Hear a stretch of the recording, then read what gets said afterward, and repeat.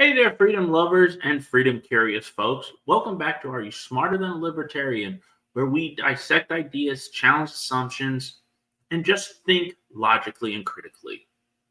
I'm your host, Jeff Metric, and I'm here to teach you how to spot one of the most common and sometimes hilarious fallacies in everyday life, the false dilemma fallacy, also known as the either or fallacy.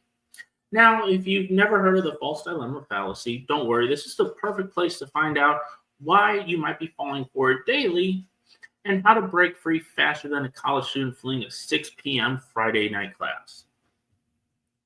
A false dilemma is what happens when someone tries to present a situation as having only two possible options, when in reality there's a whole buffet of possibilities.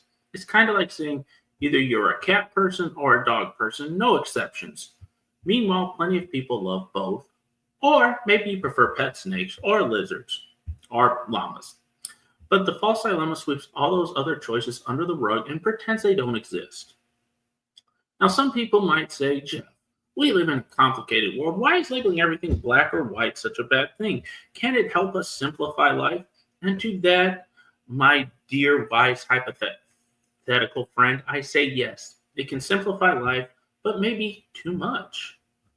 The problem with the false dilemma is that they oversimplify reality. They can make us believe that if we don't choose this option, we're doomed to choose that one, when in fact there could be hundreds of other paths to explore. Kind of like saying if you don't like decaf coffee, you must take coffee altogether.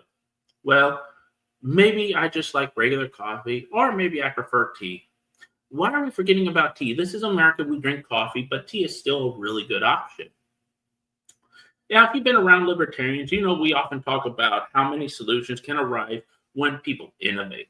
Instead of having solutions forced on us by big institutions, USDA, EPA. The key is that we're all about options, and the more options, the merrier. So you can imagine how a false dilemma rubs us the wrong way, like wearing wet socks on a cold day or wearing an itchy sweater with no t-shirt.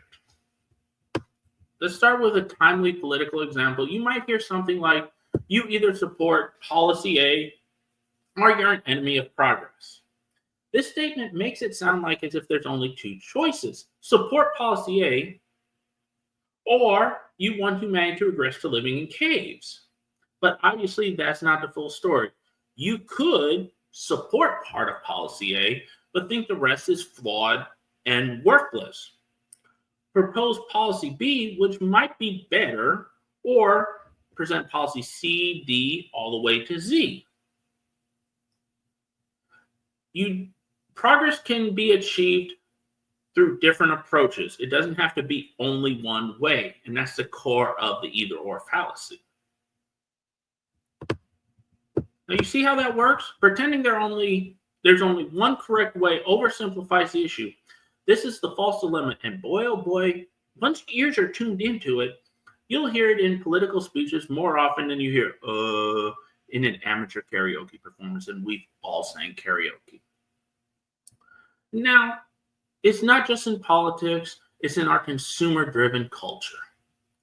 A great example of this is buy the new iPhone or get left behind.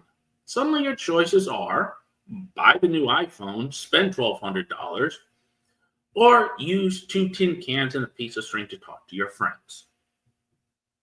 But what about sticking to last year's phone that still works perfectly fine? I have an iPhone 13. It works great. I'm not going to upgrade it for a while.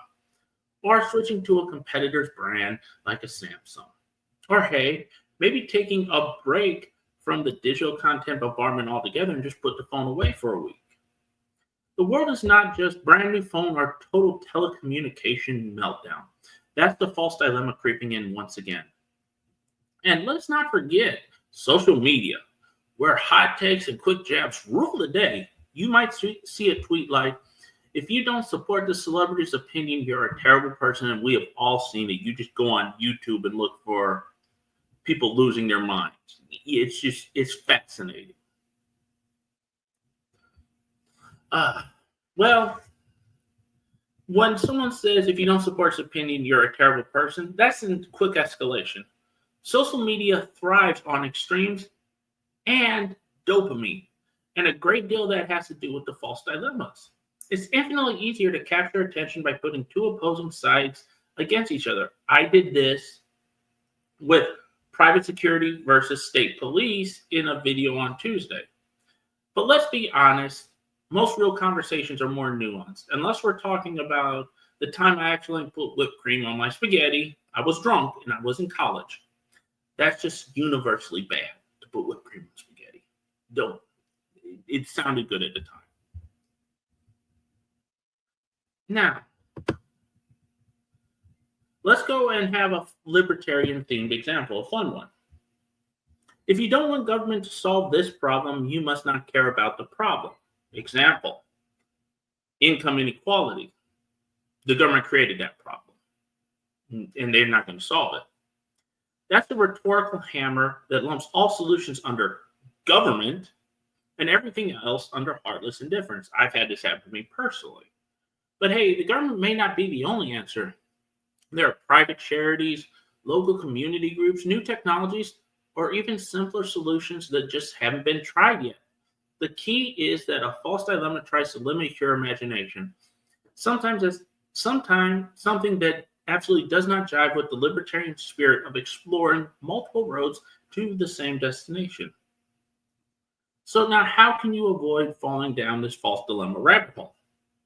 If someone says you have option A or option B, ask, is there an option C, or what if we combined options A and B in some way? That's pretty reasonable. Check their assumptions. Are they assuming there are only two outcomes because they want a quick answer? Sometimes life is complicated, but it's worth thinking a bit more deeply. Another option is look for middle ground. Not all compromises are good, but ignoring the middle ground outright is rarely a wise course of action. Remember creativity. There's often a clever new approach just around the corner if we don't box ourselves in. Once you start noticing that many so-called choices are actually artificially limited, you'll become that person who drives everyone else crazy like, wow, is there really no other way to get free shipping except for paying for membership? Yes, your free spirit might cause friction, and it does for me, but you'll be less likely to fall for manipulative tactics. And that's most everything in fallacy and debates is manipulation. Before we wrap this up, let's bring in a big real-world scenario that you can see swirling around the news these days. Take the hot debate over climate change. Either we implement this massive government program or the planet is doomed. Is that truly all there is? Many experts say we need a variety of solutions, local environmental efforts, cutting-edge private sector innovation, maybe even new approaches we haven't thought of yet. Is it possible that this big government policy could be part of the solution? Absolutely. But is it the only solution? Probably not. A great example is they're having a climate change in Brazil. They're cutting down part of the rainforest to build a road to get out to the climate summit so they can take pictures. The false dilemma tries to scare you into picking one side or the other and ignoring many other creative approaches to the same problem. See how it works in the wild. Now, if you know how to do it, just watch. And that, my friend, is the false dilemma fallacy in a nutshell. Oversimplifying complex solutions into two stark and often extreme choices. Remember that reality is usually much richer than it's either A or B. There's plenty of space for that sweet, sweet middle ground, or better yet, a brand new solution entirely. That's all for this episode of Are You Smarter Than a Libertarian? I hope you're feeling a little more prepared to spot these sneaky either-or traps that pop up in politics, social media, and everyday life. If you enjoyed this episode, give it a share. Let your friends know they might be missing out on all the other letters of the alphabet besides just A and B.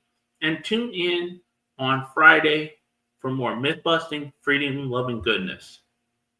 Thank you for tuning in to Are You Smarter Than a Libertarian? New videos drop every day. Until next time, stay free, stay informed, stay accountable.